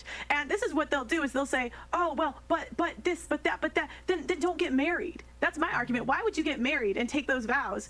Or how about this argument? If you're going to get married, do your chores. How about that? If you're going to get married to somebody, do your labor. How about that? Oh my God. How about he eating them live up, to man? your responsibilities, which are to do your part in a relationship. How about that? You're celebrating your aunt who decided to stay with a man who left her for another woman. You think that's a great thing? How about we encourage men not to leave their wives for another woman? How about that? You care about me. Why don't you just do your part? Like, she over there stressed because she got to do all this extra and you sitting there on the couch. Yeah, but he could be stressed because he has to take care of the yard. Yo, oh, it gets worse. It fam. gets worse. The more this goes on, the more it's painful. It's woefully. Oh man, like it's. You'll be stressed because you got to take care of the yard. There's no. Can't tell you how many times I cut the grass and then I wash the dishes. She said that? I've done it. I've done it. I've done That's how it. you know she's never done yard work. That's how you know. I've done my backyard before. That is not stressful. Yo, Ain't no. Bro's exhausted. Yard work is a choice. You don't have to have so many trees. You could hire someone to do it. You don't have to have so many bushes. And it's cheap to hire. It's a choice. And it's cheap to hire someone. Because you live in America. It's pretty cheap to hire someone. One, it's cheap to hire someone for yard work. And two, you don't have to do it that often. And three, a lot of people don't have no yards. To compare that to cooking, cleaning, and managing household chores for things that are limited to only some places is really stupid. We always assume that the women are in the right, and I just want to read marriage vows just to remember, because again, So she goes on to read marriage vows. I don't want to beat a dead horse. Here's what I think. Here's what I think. Hey, you may not know I make music, but I have a brand new song that just came out. Let's hear the vibe. Let's go. I gotta overcompensate by building tabernacles while the world is rubbernecking. Eve wanted an Adam's apple. Woo! Go there. Why you going to go there? Time to shut the door cause we letting out all the cold air. Yo, double R back, baby. It's not for Rolls Royce. It's for Rap Ruslan. Let's get it. So hit the link in the description or go to RuslanToTheMoon.com to stream now. I'll see you over there. Shine. Why you wanna go there? Living for the approval of the man will get you nowhere. Okay. So they make the point about Please tell us what you think. hiring someone to do yard work, right? And so I think all of this is going to come back down to expectations. If you go into a marriage with expectations that one person is going to do everything, right? With this sense, right? I tend to get the cars serviced. Yep. Tend to get the oil change. Yep. Make sure we take the cars to the mechanics. Make sure we get the gas filled. My wife never really has to fill up the gas in either car. Absolutely. Right? That's my part. Yep. You know what I mean? My wife handles all the other stuff in the house. Yep. And so that's the understanding that we have is an expectation and an understanding. I am not allowed to do laundry. I am not allowed to do dishes. I am not allowed to cook. She prefers her way. Absolutely. Or the highway. Yep. And so that's the understanding we have. I think the underlying issue here, and I'd like to hear you guys' take on this. This is a real statistic, and I cite this all the time and people get mad at me for citing this. 56% of working women with kids would have preferred to stay home. Facts. If they were given the opportunity Facts. to stay home. Right? 56%. Not Christian women, not conservative women. Women, period. Kids Women. 18 and under, by the way. So Yep. I would love to see how that looks 5 and under, 10 and under, right? Yeah, When yeah, they're for small. sure. And so I think what this is coming down to is if you want a woman that's going to stay home, raise the kids, do the dishes, take care of the house, well then, man, husband, you have to be in a place where you can have a single income lifestyle. That's absolutely correct. You got to be in the top 20% of earners, Absolutely top correct. 30% of earners. Absolutely correct. And have that understanding ahead of Right. time. Yep. You can't go into a situation where you're saying, I'm going to work. By the way, you're going to work 40 to 50 hours of work. I'm going to work 40 to 50 hours of work. And also, you got to do all. Yeah, it's not going to happen. That doesn't make any sense. That's never going to happen. Like that, and that's the part where I think Pearly things is just checked out from reality. Yeah. Like, in what world? Now, this is how I think. I think I would prefer to hire a lady that comes in and cleans. Yeah. To take that off my wife's plate. Yep. She won't let me. Yep. I would prefer to have a nanny. Yeah. She won't let me. Yep. There's certain things that my wife does not let anyone else do. Yep, get it. And I think this is an issue of expectations. Right. And I think this is where she's completely striking out, because there's different roles and responsibilities. I make sure all the bills are paid and all that kind of stuff. And so I think that's where she's completely missing it. You can't expect, and this was, I'll get called a simp and all kinds of stuff for this. You can't expect to be an average earning man, which is $40,000 a year in this country, and then expect a woman to work and also do everything in the house. Absolutely not. Yeah, That's you can't. Just You not can't gonna happen ever. Because the $40,000 a year job is not work. Yeah, I read a is study not on matching. You're not actually bringing home that coming here bacon about, that takes care of the everything. state of dating in 2023, and that people are going on fewer dates because of how expensive life is. Yes. And that when they do go out, they still prefer to just do drinks as opposed to Dang, man. dinner and things like that. But when they do go out, 83% of men pay for the meals. A very small percentage, only Of one women. On the men's side, I think 83% paid. Only 1% was like splitting the bill. You know, I ain't said nothing. I haven't said anything towards this yet. So I don't normally express my perspective on these things because I really honestly love what Tim has said. Hector's even questioning Ruslan and all of these things that these fellas have said. Again, I love Ruslan. I love Tim Ross. I love the way that they communicate. I love the things that they speak on. And in some ways, yes, they can be repetitive, but they stick to their guns, and that's why they get the respect from me that they get.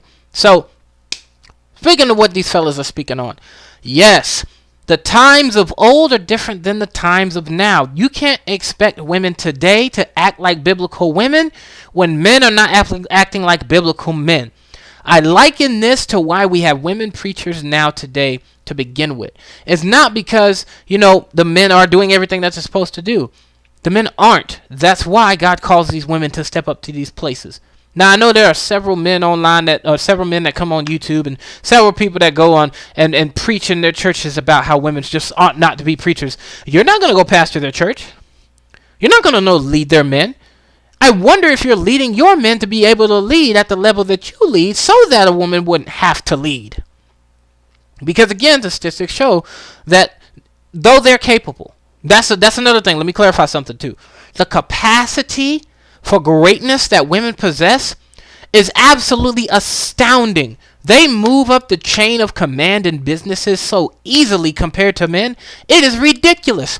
The thing about men is men develop like that friend bond and they get to move up. Women put in the work and they move up.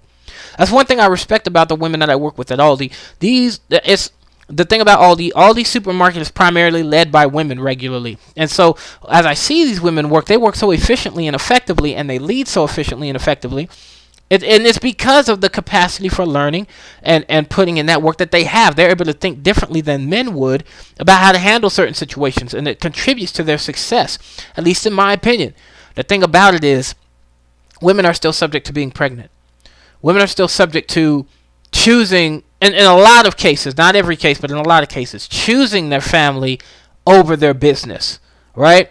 And so oftentimes, like you would see in the same when it comes to being a lawyer, where they work their hardest to get up the chain of command, they get to this point of wanting kids, they have kids, then they lose that spot they work so hard to get to, then they got to work from the ground up, and they'd rather choose their family than either going back to work or working from the ground up again.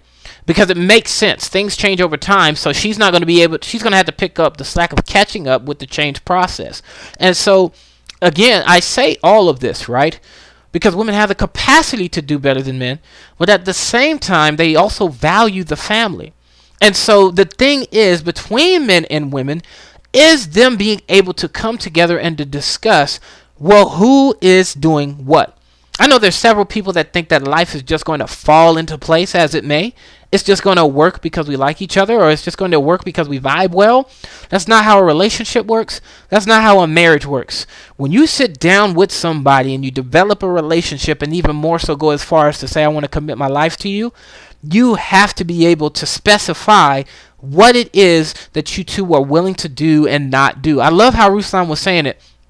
because he's at this place. He's worked hard to where he can be the provider for the family, and that is something that he and his wife agreed on. His wife has the capacity and the skills. If you start watching him, he can speak again. He'll speak to it himself. His wife has the capacity to be a teacher. She taught in the church that they were in, and she was able to bring in her own income. However, she would prefer to be home with her children. And so he, knowing that that's the state, not only was able to bring in the income, he was willing to put in the work to bring in the income. And so that has allowed for their household to balance. But he doesn't silence her voice as far as, no, I'll do the cooking. No, I'll do the cleaning. No, I'll do the laundry, because that's how I want it done a certain way that they won't be able to do. And he respects his wife's perspective on that to allow that. At the same time, she probably respects his perspective. Baby, no, I got you. Whatever you need, I will provide that for you. Even if she said, hey, I want to start this home business, he's going to provide for her to make that happen. If she wanted to do her own business, start her own daycare, whatever, I could see Ruslan saying he would back that. But they had to sit down, discuss these things, develop their level of intimacy and their relationship to where, like he was saying with tacit knowledge, the two of you just know. Relationship, yes, gets to the level of tacit knowledge to where you just know and you operate off of that, but you got to build on that with explicit knowledge. You got to build on that with implicit knowledge to get to the place of tacit knowledge to where the both of you are able to just go off of one another, because you have been partners for so long that relationship functions so freely. Not off of assumptions or, well, you made this one mistake, so my relationship is over. No, y'all might need to go back to that explicit knowledge and kind of do some research. You might need to go back to that implicit knowledge and talk about, what y'all have went through and how we need to make those moves to change to get back to that tacit knowledge state of your relationship. But again, yeah, that's just kind of how I feel about that, man. That's why I don't like Pearly things. Like they call her a grifter. I agree. She just grabs data, makes statements, and it's actually not clear what she stands on because she doesn't reflect the statements in her own life or on her podcast. She takes advantage of the opportunity to cause problems and arguments, and to cater to what she says she sides with, though she doesn't demonstrate siding with that. And I don't respect that, and I don't think that is beneficial, which is, what I love about what they're saying here. There's so many issues that are going into relationships and marriage today that I'd like to do my own research on and then come back to it one day. But let's get back to the video, and then we'll close out for the day. Whoa, hey. For the women, it was like in the 40 percentile or something like that. Well, to your point, and this I cover this when I do premarital counseling for couples that want to get married, is the biggest reason for divorce is actually not infidelity, and it's not finances, and it's not even the death of a child. All those things are hard. Human beings are absolutely incredibly resilient. Yeah. The number one reason for divorce is uncommunicated expectation. There it is. I got empirical data for it. Yeah. For the 27 years that I've counseled, what broke down a couple's marriage to the point that it was irreconcilable was uncommunicated expectation. Yeah. I wanted you to do this, you didn't. I never told you, but I'm mad you didn't pick up on it, and now I'm pissed and I want to leave you. Yeah. That's what it really boils down to. Yep. So to be able to have that conversation and that communication, that's your marriage. Right. But you're not now copy and pasting that and doing a marriage conference next week saying, hey, all guys need to do like this and all girls need to do like that. Yes. I know couples where the woman is just, I know a couple that pops in my head right now. The wife is a CPA. So she handles all the finances. The dude just brings his check home and it's like, give me an allowance. Yeah. Can I go golf twice a month? You know what I'm 100%. saying? and so it has to be the chemistry of every couple. And this cookie cutter thing is absolutely crazy. We got really high earners that are women, and you got stay at home dads. And they're exceptional cooks. The wife never cooks. This dude's like a 1-star Michelin chef out here. You know what I'm saying? He's the Food Network participant rookie of the year. Yeah. So I think it's about focusing on what is going to work in your relationship and not going in with uncommunicated expectations that's going to wind up disappointing you and pissing you off.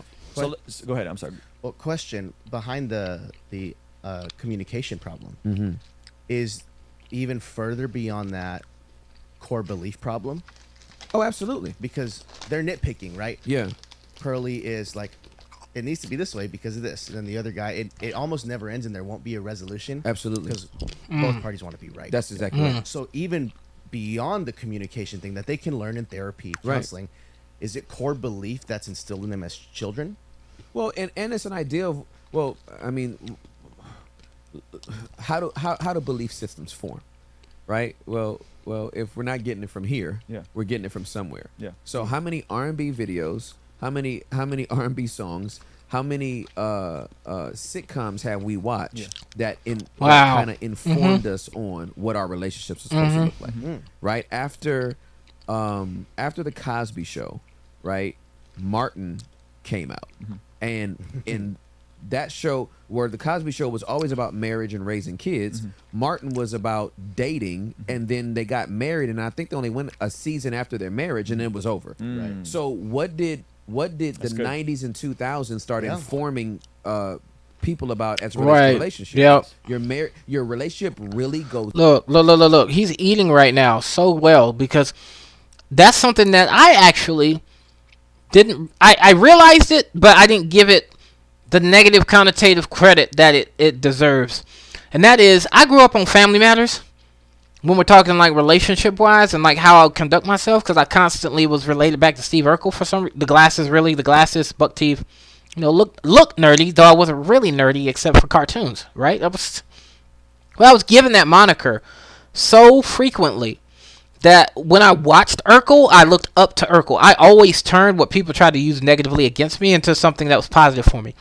What I loved about Steve Urkel was his persistency, and I loved how he was dedicated to who he loved, even when he was rejected.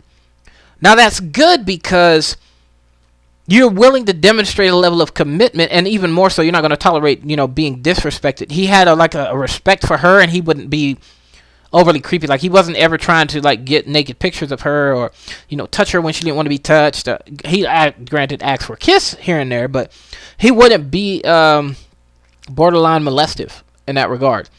And so he was so persistent to the point where he finally got to be with her eventually. Like, that finally turned over, that coin finally flipped, and that put that in me where I wouldn't accept rejection and move on. I'd be rejected and think, maybe I could turn her around. Maybe I could turn her hard. If I treat her this way, if I treat her that way, if I love her this way, if I love her that way, if I show her this and I show her that. When I caught feelings, I was dedicated to that girl. Like, that's the person that I want.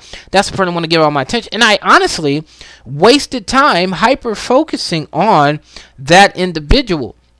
Where Steve Urkel was smart. But the thing about Steve Urkel being smart was they didn't highlight the intelligence towards something that he put a lot, like they didn't put a lot of attention on his intellect in the sense of, oh, she's rejected me, but let me get into studies. This is what I learned. This is how I do this. They gave him like extreme scientific capabilities, like building all this crazy stuff.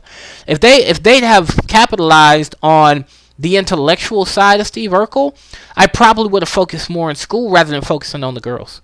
Like, that was my issue. Like, if I caught feelings, screw studying. Like, how am I gonna get this girl's attention? Let me write this love letter. Let me say this and let me do that. Like, I was consumed. I'm too nervous to talk to her. I'm gonna sound stupid when I say things. Oh, and like, that's the effects that had on me. I mean, it's great to be dedicated. It's great to be persistent and committed to somebody, no matter how you look, no matter your negative aspects of yourself. But at the same time, you got to be able to accept the rejection and move in a different direction in life. I never really effectively learned that. I never grasped that. Rejection actually deeply hurt me, and I hid behind persistency. And so that right there, what he's just saying just now, how the sitcoms gave you one perspective of life while the other show gave you another, mind blown, guys. Just mind blown. Was downhill. Once you say I do. That's good. All the spices up into marriage. Yes. And then when you get married, it all goes downhill from there. Right. So, I mean. Oh, y'all can hear that it. core belief is not just. Whoa. Hey. Not just coming from, I saw a healthy marriage in my home or I didn't. Yep. I had a daddy or I didn't. Yep. I didn't have a mama or I didn't. It's Yep. coming from what they've been listening to and watching. Right. As well. Right. So yeah, I think the only part I would probably disagree on is I do think that there are certain things that are generally true from natural law, from a biological sense. when a woman has a baby, there's a different biological chemistry that's happening when she's nursing the baby. When she's That's true. That's and true. So I think the only thing that I think is dangerous, and the only thing where I think why is this so pervasive? Why is this red pill? Because they're right that the radical fourth wave feminism has lied to women and told them they can have everything. Bruh. You could have the 100K a year career. Yep. You could have the hot husband. Nope. You could and you could have the career. You could have the hot husband, and you could have the family. And the reality is, and still have abs. And still have abs. And the And reality still is have abs. You can't do everything and be all things. Some all the can. time. There are Everyone things that can't. for certain seasons, even if it's just for seasons. Yep. You're gonna have to sacrifice. Yep. For a season. And so my advice to men is 56% of women would prefer to stay home if given the opportunity. Figure it out. I did. Right? Figure it out. And I did too. Yeah. Right? Like when we first got married, my wife earned more than me. Yeah. And then I didn't have a job or a car. That's crazy. And you figured it out. I figured it out. Right? And so if we know that this is the natural wiring of how generally most women are, doesn't mean there's not exceptions to the rule. Absolutely. Doesn't mean that there's not women who have kids and they're like, ugh, this thing won't get off of me. You know what I mean? Like, or they need a break. That's not what I'm talking about. I'm talking generally speaking, this is the state and the biology of women.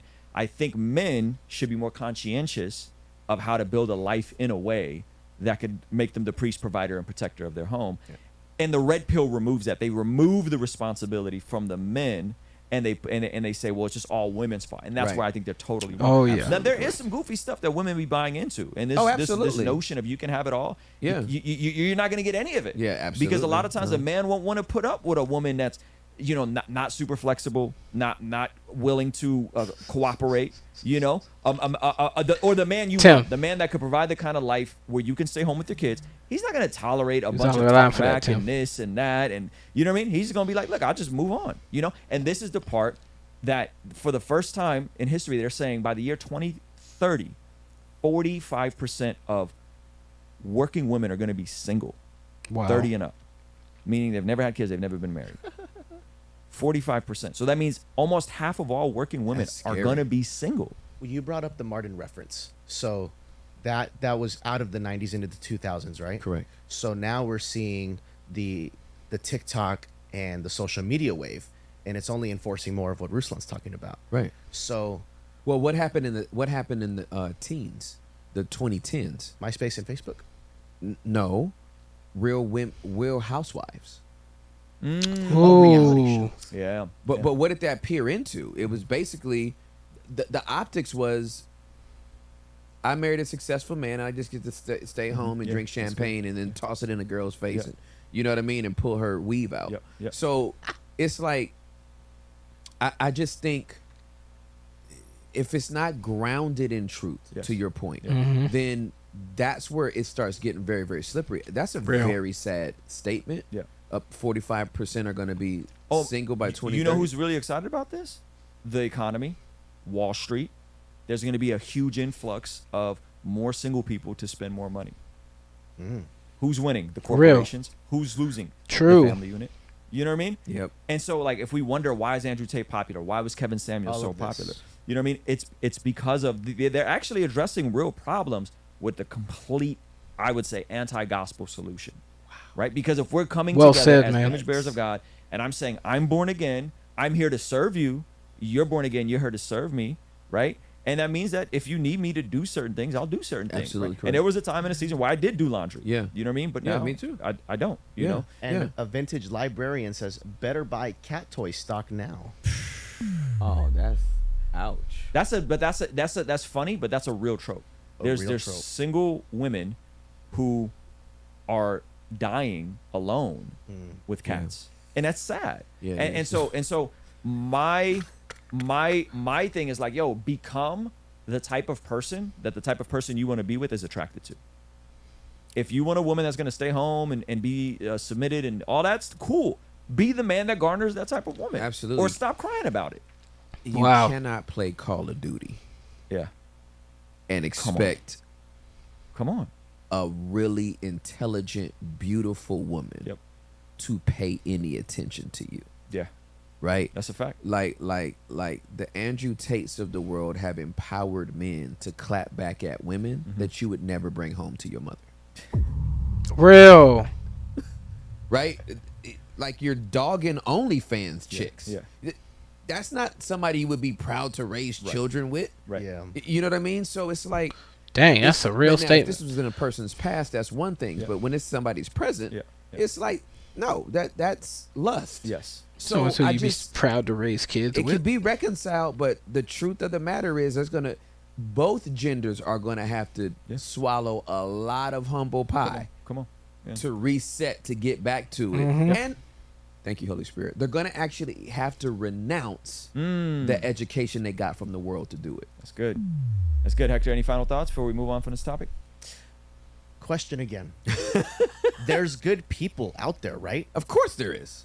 But when we get consumed on the social media, we get lost. That's and we exactly think we're teaching these 14-year-old kids like, dude, all women are terrible. Exactly right. Well, That's exactly right. Check this out. So I've debated a lot of these guys. I've debated Rollo Tomasi, and so this is not to mean like unnecessarily vulgar, but one of the narratives they have from this community is they call it the cock carousel. Okay. Women go on the cock carousel, and then by the time they hit 30, they hit this thing called the wall, and then they come into church and give their life to Jesus. So it creates this paranoia around Christian men. He wrote a whole book about this. Wow. Called Red Pill Religion. Yeah. Where, you know, this girl that you meet in church that you think is this good girl, she's already been around the block and da-da-da-da. And there is empirical data to show that the more partners you've had, the more likely you are to be divorced and the more likely you are to be unsatisfied in a marriage. So again, of course, it's another one of those half-truths, right? Because you've trained your body. But check out what they leave out. The average number of partners for women in the world, not Christian women, in the world, per the CDC, is 4. That was the number I had in my head. Yeah. Average number for men is 6. So most people aren't out there sleeping around. Absolutely. So when you say, are there good girls? Yes. Absolutely correct. And by the way, like 80% of virgins are regular people that practice their faith. Like Christians practicing faith. Yeah. So, it sounds like if you want a virgin, they're in church, bud. Yeah, they are in church. Absolutely. Absolutely. Yeah, dude. So probably wouldn't have said it like that, Rusey. The average couple is going to have a combined body count of 10. We can live with this. Yeah. I think we can make this work. Yeah. And there's a lot of women in church that don't have any bodies. Yeah. You know what I mean? Absolutely. Which is ideal. Which is ideal. Yeah. That's good. Absolutely. That would be dope. Hey, That's this clip good. is from our daily After party stream. If you enjoyed it, consider signing up. Thank you guys for joining me as we watch Ruslan and Tim Ross, as they not only did we get into the history of Tim Ross's childhood and the trauma that he experienced, and even more so how he began that journey of overcoming that trauma, but we also got to hear from Ruslan as well as Tim Ross as they spoke on, the impacts of the red pill community. Though what they may be saying is true as far as how things may play out, they are wrong in how they are illustrating the way that they conduct their lives in comparison to what they claim, and even more so how those things can actually be changed and combated in a proper way, especially one by having a relationship with Jesus, getting involved with an effective, and I say effective, church body and ministry that will allow for you to grow and develop. This kind of brings up something too with what they've been saying is, and it's something that I have been on, though I don't fully have the tools yet to make this happen, is establishing a community. So for example, right, notice they were doing these references to how they know people where the reverse happens in their household. Well, the wife is so skilled with finances that the husband just brings the check to her, and then he asks for, well, can I go get this and go get that? He checks in with her. It's not as though he's the one in charge, because they have that reverse. Granted, not every couple has that reverse. If anything, most couples balance on average, and maybe even better, when it is the man leading and the woman in the household.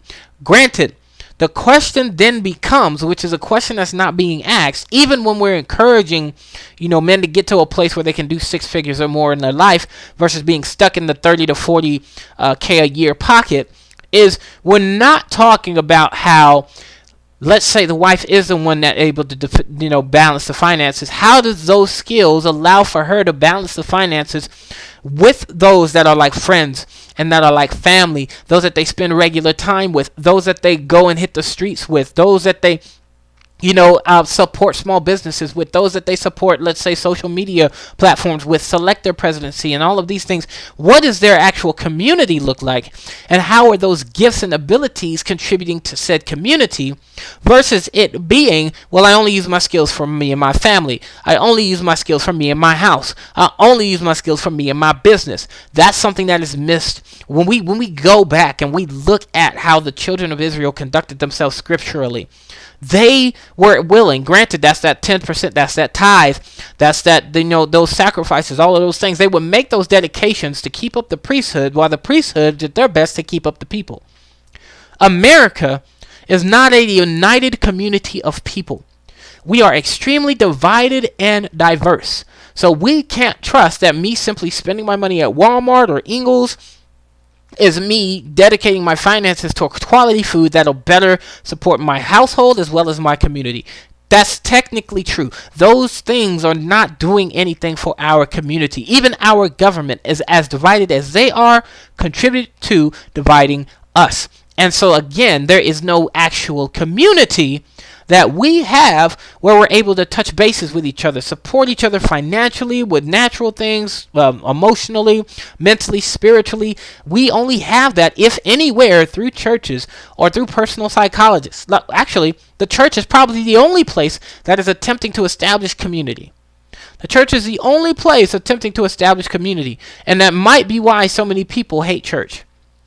Because there are areas in which the church fails to maintain an effective community and don't seek to change it, where in the truth is they're the only ones that are looking to be a community. So that makes things very difficult when we're trying to call them out for their wrong. But that's my little ramble in response to everything that we've seen today, guys. I thank y'all for those that did get to tune in. If no one got to tune in except Asher, that's okay. Asher's always been here for the live. Asher's always been here for the YouTube, and I say thank you to you, and I thank you to each and every person that's watched this live. I hope y'all have a blessed day. Peace. Oh, wrong one.